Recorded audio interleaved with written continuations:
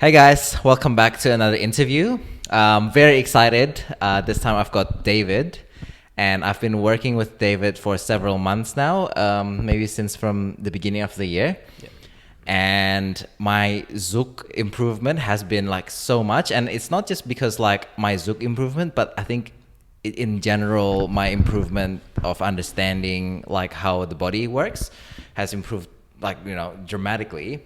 Like a little bit about David, from my perspective, like if you were researching if you were researching like top 10 places to go, like for traveling to a new country, Google will only show you like the mainstream ones. Like if you were to do that in Sydney, you'll find the Opera House, Bondi Beach, and things like that. But you won't find the hidden gem that is kind of like a local secret that people only talk about, but they don't, but they don't put out there. And David is the Zouk teacher version of that. So like, I've asked around before I started privates with you. I was like, what's different? And then people say, oh, he can explain things about things that I'm not doing correctly in such a simple way that makes sense. And then that's what I find as well. Like actually, oh wow, like breaking it down. In terms of breaking it down is like, oh my god, like basic English. This is easiest to understand because sometimes it sounds to me it's like over my head. It's like, oh, this is the energy and things like that. It's very hard to understand. But yeah, for you, it's more like hips forward, things like that. Yeah. So yeah, would you care to introduce yourself a little bit, like how you got into Zouk and stuff Sure. like that? So I started Zouk 6 or 7 years ago in Sydney. My first teacher here was actually a guy named Rob, and it was part of a school called Go Dance at the time. Right. And it was a really quick course. I actually didn't like it at first, and eventually I was part of the classes, and the music really hooked me because I felt like I could dance to music that I really liked on the top chart or on the radio. Yeah. Whereas salsa and bachata, I couldn't really feel myself moving to those. Yeah. In the beginning. Yeah. And then I moved over to Sunny and Heidi's classes. Yep. I did, I think, 2 terms with them. And then straight away, I felt like I wanted to learn more. I wanted to, because by then Zouk was already picking up abroad, overseas and internationally. So I saw on YouTube there was a lot of different styles and different energy that was coming out, and most of it was coming out from Brazil. Yep. So I decided to travel to Brazil, and then that basically started my Zouk journey, and I will go back there, and I'll travel to Europe and to America as often as I could just for Zouk. Right. And then, and then most of my learning happened overseas in congresses and over privates. Mm-hmm. And I would train most of the time abroad and with my partner at the time. Right. Yeah. You've traveled a lot, learned from like a bunch of different like teachers. Mm-hmm. Which one would you say was your favorite one? Okay, so my very first private was at my very first Zouk Congress in Porto Seguro, and it was a Lambada Congress, which I didn't know at the time. So when I went there, no one was dancing traditional Zouk, they were doing Lambada. But I loved the energy so much, I wanted to learn Lambada from someone. And in the entire Congress, the only person who could speak English properly and teach properly was Henry. So some people would know him as Riel. And until today, out of all of the privates that I've taken, out of all of the people that I've trained with, that was by far the best private I've taken. Really? And I would say that he for me really showed me what it meant to really understand and help you improve in a private setting. Right. Yes, and what I got out of that, and because at the time I was already a teacher, teaching visual art, because that's my background. Right. I really felt like that like his teaching style and what he did really resonated with me. So he really took the time to make sure that I understood what he was saying. Right. And throughout the entire private, he was very positive, and he was giving me encouragement, and he made sure that I had feedback and clarification when I did get it. That for me was really important, because a lot of the time when I took privates later, when I got something, I didn't know. I didn't know that I got it right, so I kept trying other ways. Whereas I felt really confident, and I really felt that I was improving when he reinsured that I got it. And then from there we could move on. And it was just a really positive vibe, and you could tell that he really cared. And that kind of set the tone for later on when I started teaching. I always use that private as my kind of model going forward. Right. Yeah. So it's about him taking the time to make sure that you understand what you're doing if you're making a mistake. Yes, and also the fact that if I didn't understand something, he will find a way, using different analogies, using language that he thought I could understand, to make sure that I get what he's trying to say. And I think that really, really helped me, and that really inspired me Right. to do what I'm doing.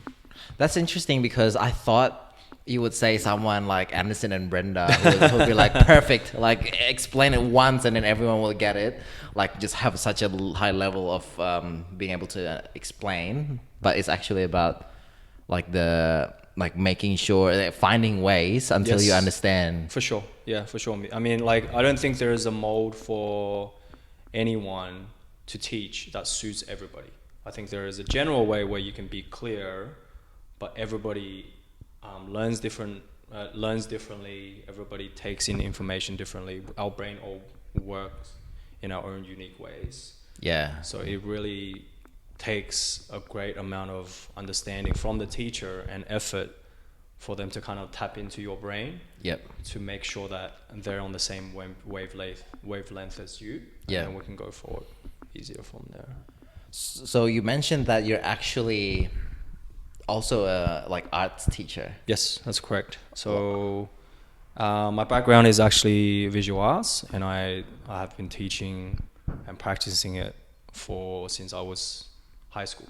Right. Yeah, so that was my thing to do. So I was ready, I was trained in teaching. I have a degree, and so I'm quite familiar with classroom settings, pedagogies, like teaching methods and how to cater for that. And I felt I could, bring some of that into my own teaching now, and then it has been quite useful for me. Right. Yeah. Right. When you're trying to like explain a move, is there a general kind of like I always start here, or like you just kind of like see based on the move what you can do? Yes, there is. I think for everything there is definitely has to be a starting point.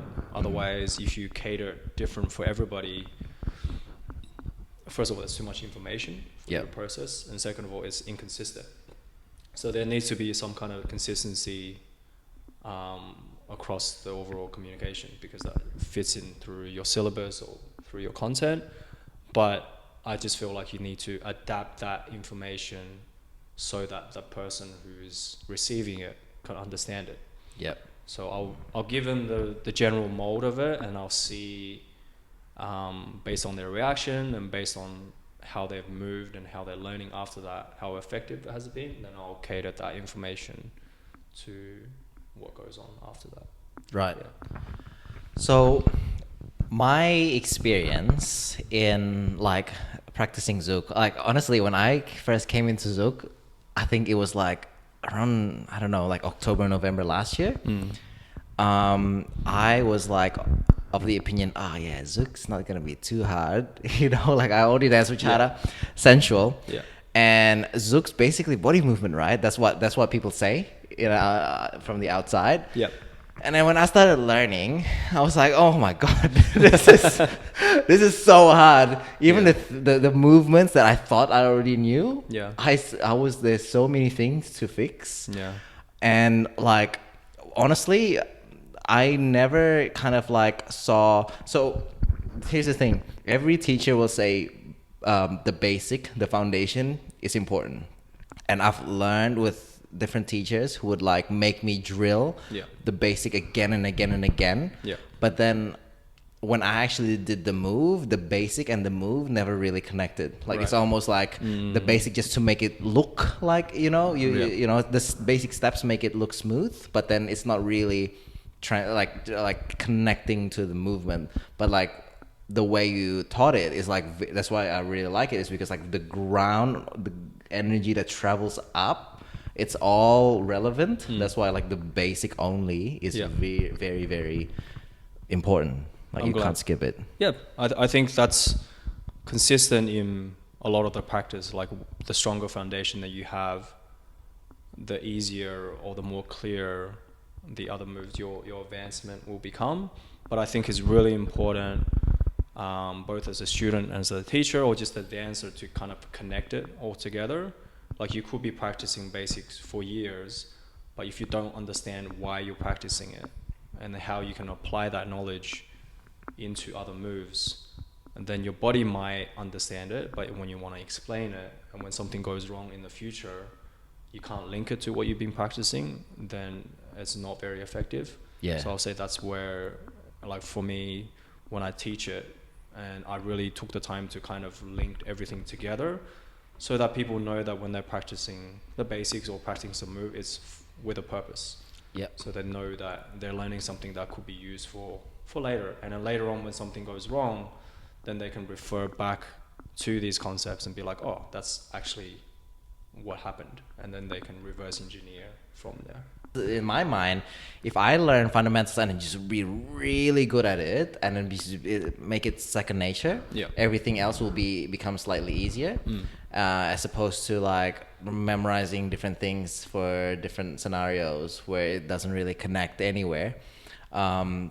With Zouk, I feel like the part for the follower and for the leader is very challenging in different ways. Like we have a completely different challenge in terms of like running classes in Zouk. Like if you guys don't know, David's workshops, within 10 minutes, the girls' pass will be sold out, and then it's like piranhas. Like the ticket is like piranhas, 20 piranhas trying to get one ticket, and the opposite is true for bachata.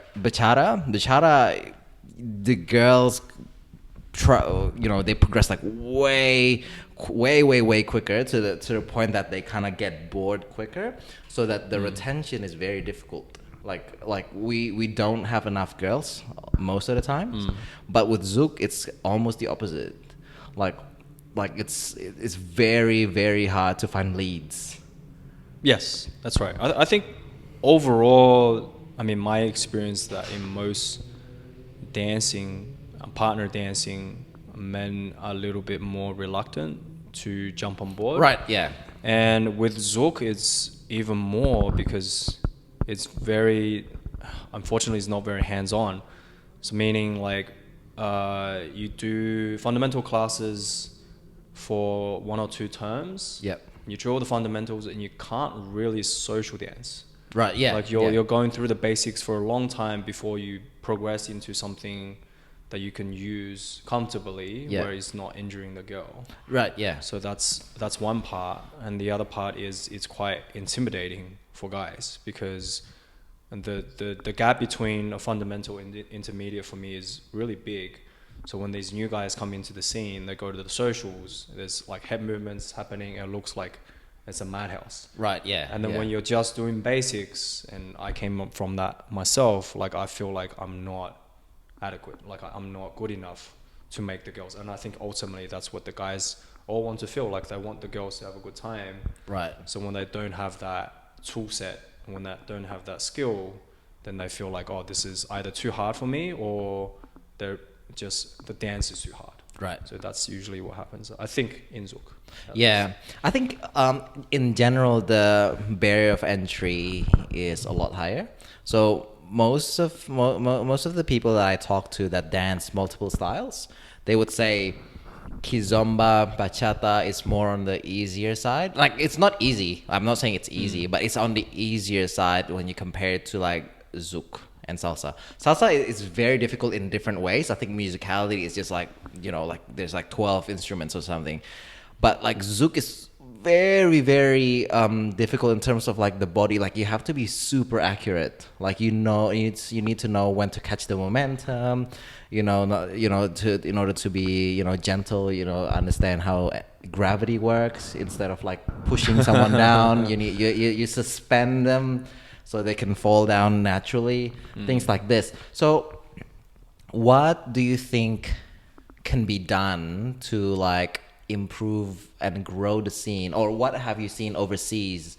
What have they done to create like This is not part of the questions that you prepared me for. yeah, but sometimes it just takes you there.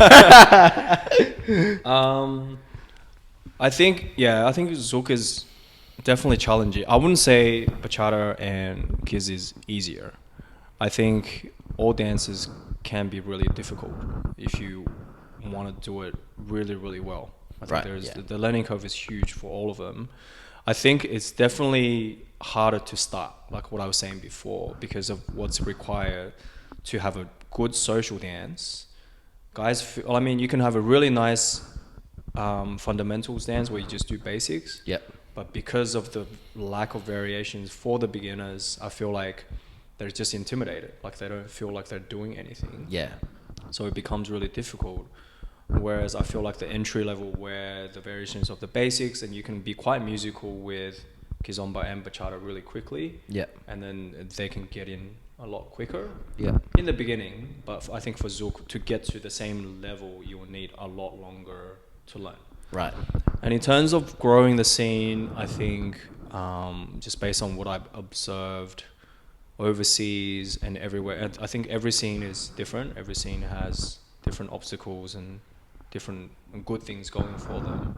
Generally, in a scene, I think there's a number of things that will push a scene to expand.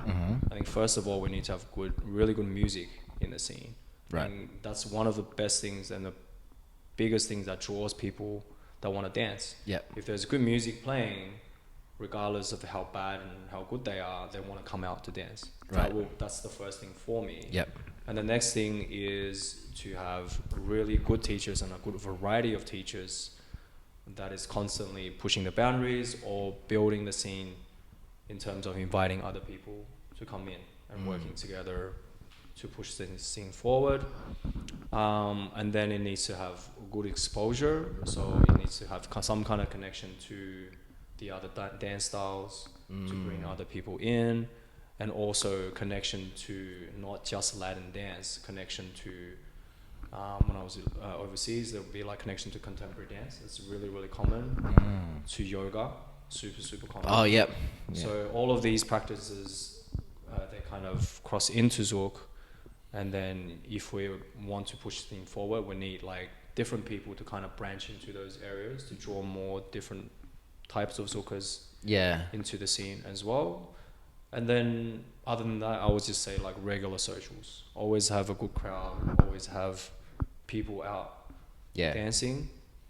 And I think those are the really key parts. And other than that, I would say like, you know, people doing their best to improve themselves all the times. And I think there are people who's happy to plateau and be happy with their own energy to enjoy it, that's fine. I think just really look out for other people in terms of like social etiquette, and also just because zouk is, you know, it could be quite dangerous with the neck movement. Yep. So really just look out for each other and then build like a safe and healthy dancing, and that I think will help bring the scene a little bit bigger. Yeah. Yeah. I think that applies as well to bachata, because I think like one of the biggest reasons is like etiquette. Number one, you know, like you being rough and then you trying to like force certain movements, and then a girl will kind of like leave the scene kind of like, oh, because like I keep getting injured, you know, like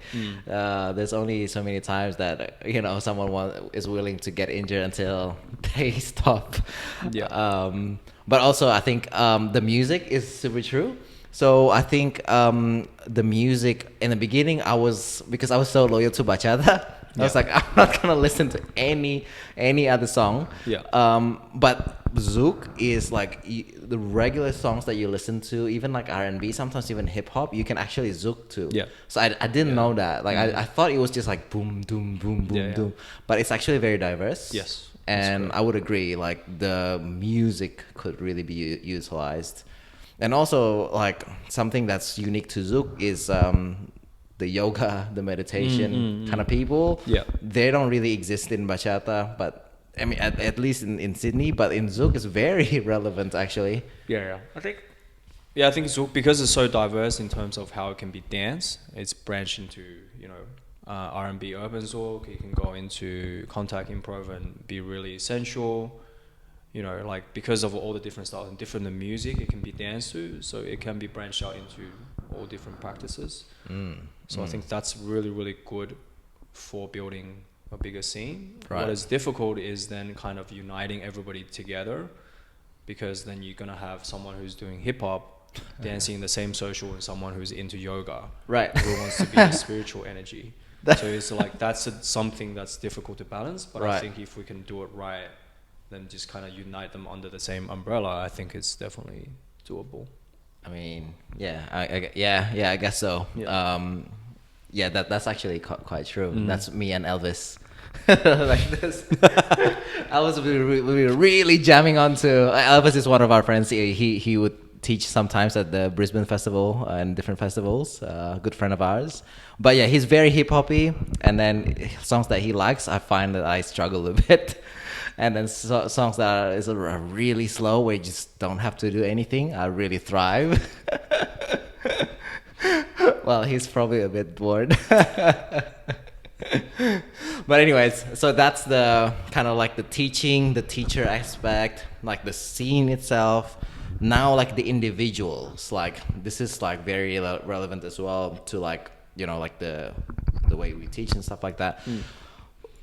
From what you can see with all the people that you've worked with over the years, Yeah. what are the attributes that helps them improve the fastest? Okay. I think first of all, you have to be really passionate about the dance. Right. I think with anything that you do, like there needs to be some kind of drive to learn.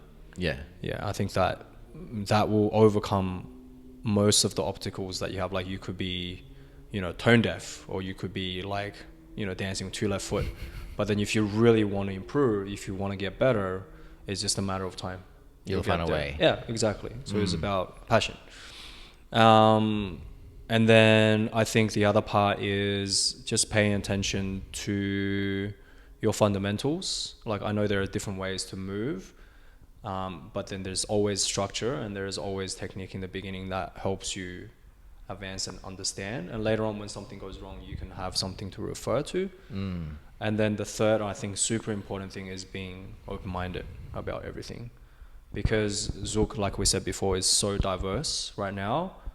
When I was traveling and I was learning from everyone, I would literally be told complete opposite concepts back to back. So then it's really up to you to kind of realize that not everything's right or wrong. It's more like people have different bodies and these are the techniques that works best for them. So then you have to be in the same mindset and be like, what can I use from this for me, rather than saying this is wrong and this is right, therefore I'm going to go with the right technique. Right. So I think that's really important as a student, and I think that would be a really, if I would say like, is there an attribute that can help with progress? I think that's definitely one of the biggest ones, because so far, like it just, even here in Sydney, we have so many different teachers with different teaching styles and content. Yeah. So I wouldn't go and approach and be like, he's wrong and he's right. I would just say, this is something that I could use, and this is something that I might not be used because my body doesn't work like this. Right. And if you approach it like that, and I think then you will look at everyone's technique under the same umbrella, rather than saying, oh, right or wrong. And Right. that way it's difficult. I think so that I think that's like one kind of like it's like the context, like say for example, height, and then things like this, the body, how the body works, and maybe even like past experience, like this follower, she's had this ballet dancing, or something like that. It could make a difference as well. But I think something in bachata, right? So bachata, it started in the Dominican Republic, where it's predominantly like 90% like just footwork, just like jamming to like beats with your feet. And then it was brought over to America, where it was already the popular salsa, the LA style, the linear salsa. And then bachata evolved to adopt like salsa movements. And then there's like a lot of like, we just call it fusion. Like I just call it fusion. There might be other words, but it's just like salsa movements. Then you dance it to like bachata songs. And then I think one of the latest ones is sensual, which is zouk, like a lot of zouk movements. And like I think the like what I see anyways from people that I've worked with is that if they've learned one style, say for example fusion, like where it's like a lot of salsa, a lot of the movements is translatable, but then when it's body movement, sometimes you have to really like be open-minded, as you said, like you really have to learn new things that will make these types of things work better. And I think that's like what like what can hinder people. Like, okay, I already know this. I don't really want to learn anything more. Yeah. So that they just use their old technique to learn new things, then that might not work. That's my experience. And also, I think the other thing is just overall being aware of your body. I think that's probably one of the biggest things that I found for some of the students who progress relatively faster to the others, and like comparing someone who's had the exact same experience. The only thing that's different is perhaps that they've done a lot of sport in the past, right? And they know what to do with certain muscle groups, and they've done certain things and have better control, and they perhaps will have a head start because they know what to do. Right. Actually, that's super. Like, I wanted to add this in as well, because I never had any dancing background. But then I think what I found was really helpful was the fact that I used, like I was really into bodybuilding before, and that was so like helpful in terms of like you know how to isolate certain muscles. And like in dancing, when you have, sometimes you can be told like what to do, but then if you don't have the ability to control it, like Correct. One of the funniest small example is me and my friend, we for example, like he's so bad at isolating his muscles, he can't raise one eyebrow. He has Right. to raise both. And that's just like a silly example, but it's like it's muscle isolation, that You'll actually be surprised helps. how many people can't do that. I think. Yeah, I think we just don't think about raising eyebrows. Right. Yeah, I don't really know how many people can or can't do it, but I thought most people can do it, but apparently some people can't actually do it. But what about like the opposite? Like, let's take out like if people don't really want to learn, like they're happy with where they are, they enjoy social dancing, they don't really need to learn that many more things, and I think that's fine. Like that's it. You just go out there and have fun. But then some other people that will, they really want to progress, but then they plateauing for some reason. Like, what do you see that is? Like, what could cause that? yeah. I think I went through so much of that myself. So with my own experience, like I can't really speak for everyone because everyone has a different learning journey, and because like what we said, like everyone has a skill set. Like we all have different experiences. So for me, when I plateaued, for me to break out of that, first of all, is actually just learning what I really didn't want to learn. Like really just go out there, what I thought was completely useless for me turned out to be exactly what I needed a lot of the times. So I think when we have like a general conception, and this is for me, like with my teaching background too, like I think we have a general conception with like how we should learn and what's the best for us. And a lot of times we're not right because we always learn the same way. So when we plateau, that probably reflects that the way you're learning has not been effective. Yeah. So then we kind of have to go out of our way to reflect on that and see how do we branch out and change it so we can, you know, learn something different or change the way that we approach our content. People that have come to you, and I think like Zouk is not really in Sydney anyway. It's not really an entry level dance. People find Zouk through other dances, like typically salsa, and then bachata, and then Zouk. That's how that's me. Like started with salsa, and then then bachata, and then from bachata Zouk. Having worked with them, maybe you don't even have to name, you know, like, oh, this is the salsa technique, because, you know, you might not know what it is. But like, what adjustments that you see across the board is pretty common that you, in terms of technique, you have to apply to get better at Zouk? Based on what I've taught, like people who has other dancing experience, like typically salsa and bachata, the first biggest adjustment is definitely stepping in a bigger size. Right.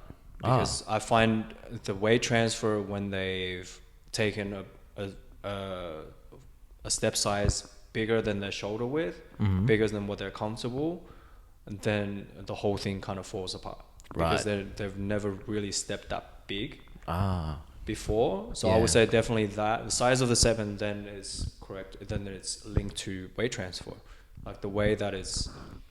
I think in Zouk it can be super subtle in that sense, and it feels really different, because I think ultimately Zouk is about smoothing out your weight transition. Like all of the work that we do is making things seamless, like you're gliding on the floor. Right. So I don't think that's super, like I don't know salsa and bachata that well, but I feel like a lot of my students who came to me found that really hard to adjust. Oh yeah, for sure. Yeah. That was so hard. Like I never knew that my knees were like so weak until I had to step really big. Yeah. So that, I think that's one, and then two. I think for girls definitely have movement, because it's such a new, different concept that they really kind of have to understand the mechanics to be safe and to be enjoyable. And the same goes for the guys, because it's not something that you will lead consistently in the other dances. And just overall, I feel like from teaching my students, I have to stress a lot more about lead and follow. Like the concept of, you know, what it really means to be connected and to be led and followed. Not saying any other dancers are not, but just from the students that come to me, and maybe it's because my requirement for lead and follow is quite high, because I prefer my Zouk to be really connected. Yeah. So I stress on that, but I feel like that's something a lot of my students really couldn't understand really quickly in the beginning. Yeah, like I think that kind of ties into actually, because I feel like I grew in, not just in Zouk, but like bachata, because my understanding of like how things work, how the body works is just increased. Yeah. And I think that's like a big part of it, if not all of it, is just like lead and follow, right? You know, like being able to communicate, you know, like really subtle things. Yeah. You need to have like a really good understanding of lead and follow. Yeah. And that's what I find. Yeah, it kind of helped. Maybe maybe it's Zouk, maybe it's just like how much you stress it. Yes. But yeah, definitely that's been very, very helpful. And you know, like if you're into bachata, which like most of the people who follow this channel is bachata. So you know, to help your bachata, you can do Zouk. Like some of the girls that I dance with that has not yet. So like most of the girls that I dance with have already converted to Zouk. They've started doing Zouk already. The ones that hasn't at least have given me the feedback, oh my god, that was the best dance tonight. So that is like the effect of Zouk. That's good. Guys, you need to do it. You need to do it. And so kind of like transitioning to like our last thing. If you're in Sydney, really, I think this year your workshops are full. Yes. So we're like, because of various reasons, we can't secure weekly classes. So most of our workshop happens on a Sunday, and we have workshop more or less every 2 weeks on a Sunday. But because we sold packages, so everything's sold out up until December. So hopefully next year we'll start regular weekday workshops. Yes. And then so that we can have more people coming in. But otherwise, if you want to check us out, we do release single tickets if people drop out, and you can just follow us on social media. Yeah. My I'll partner- put in the description. Yeah, awesome. Like, I'm teaching with Alana at the moment, and she's, She's amazing. thank you. I mean, He doesn't like to brag about people, but I do. She's amazing. No, but I do. I want to brag about her. So it's been a really good partnership for me, and I think because I'm quite technical and I want to explain things in detail, and I think she's really, really on par with that. I think she knows, if anything, more than me in terms of how to explain things the same way. And I think really I was really lucky to find a partner like her in that sense. So definitely check us out if you have time. If you're in Sydney. Awesome. And hopefully we're not a hidden gem. Yes, this is it. This is like the turning point. You're gonna become mainstream, hopefully. But if you're not in Sydney, probably just follow their social media. Like I'm trying to push Dave to be more out there. Maybe even YouTube like this and stuff like that. And then like you get to learn whether you're in Sydney or not. You'll get to learn like a lot. Awesome. Yeah. Thank you. Thanks for having me. Thank you. All right. And I'll see you in class. And I'll see you in the next video.